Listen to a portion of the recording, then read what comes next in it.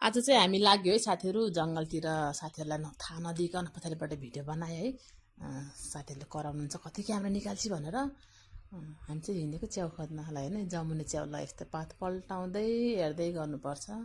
अमृतसरको जङ्गलमा चाहिँ यो जेठ महिनामा चाहिँ पानी पर्ने र घाम लाग्ने मौसम हुँदाखेरि चाहिँ जमुने च्याउ अलि मजाले उम्लिन्छ क्या मैले त त्यति साह्रो मेसो त पाउँदिनँ च्याउ खोज्न तैपनि भेटाउँछु जस मलाई छाक पुग्ने जति भेटाउँछु के साथीहरूले चाहिँ धेरै धेरै खोज्नुहुन्छ धेरै नै भेटाउनुहुन्छ उहाँहरूलाई त उहाँहरू यहीँको मान्छे थाहा छ पहिलेबाट हिँड्नु भएको म चाहिँ अलिक गाह्रो हुन्छ मलाई तैपनि म खुसी छु मलाई थोरै धेरै जति भए पनि म आफूलाई पुग्ने ल्याउँछु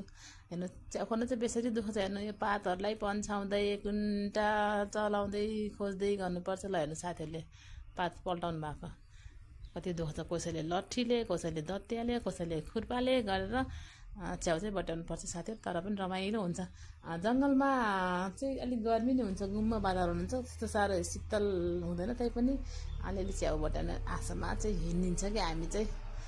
रमाइलो हुन्छ साथीहरूसँग हिँड्दाखेरि ल हेर्नु च्याउ भेटाउँदा त कति पो रङ्ग लाउँछ मलाई त के गर्न हुन्न क्यामेरा निकालिहाल्छ भन्ने भ्या सङ्गीहरूले त्यही पनि आई डोन्ट माइन्ड मलाई मनपर्छ नि त क्यामेरा देखाउन मलाई चाहिँ अब त्यस्तो नराम्रो त्यस्तो के गर्दिनँ झैलाउँछ अनि मलाई चाहिँ राम्रो लाग्छ त्यो यसो एक्टिभ रहन सोसियल मिडियाहरूमा यो चाहिँ हेर्नु त कति मिठो हुन्छ खानुमा ल हरियो वातावरणमा साथीहरूसँग बोल्दै गफ लाउँदै हिँड्दै गर्दा हामीलाई अब 1.5-2 घन्टामा चाहिँ हामीले यति च्याउ बटाइयो के च्याउ त धेरै नै पाउँछ होला तर ऊ हेर्नु हाम्रो सीता दिदीले चाहिँ कति धेरै बटाउनु भएको थियो सबैभन्दा धेरै चाहिँ उहाँ दिदीकै थियो के उहाँ दिदी चाहिँ यहीँ जन्मेर यहीँ हुर्केको मान्छे म त त्यही पनि त्यतिमै खुसी त्यो च्याउ ल्याएर घरमा धोएँ धोइ पखालीहरू च्याउ धुन फेरि धेरै बेर लाग्छ साथीहरू त माटो मुनि उम्रेको हुन्छ नि त माटो भित्रबाट निस्केको थुप्रै माटोहरू हुन्छ त्यही भएर म त थुप्रै टाइम लाएर च्याउ धुन्छु लाएन त्यसपछि मैले च्याउलाई टक्क मसला पिसेर च्याउ पकाउन लाएँ गाउँको है अर्ग्यानिक च्याउ त्यही माथि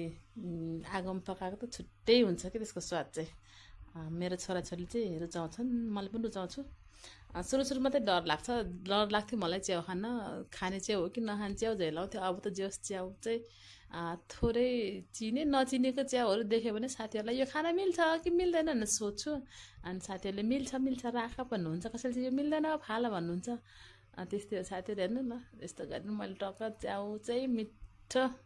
मलाई चाहिँ मिठै भयो है अब पकाउँदा आफूले खोजेर ल्याएको च्याउ मसला खुर्सानी मिसाएर पकाउँदा मिठै भयो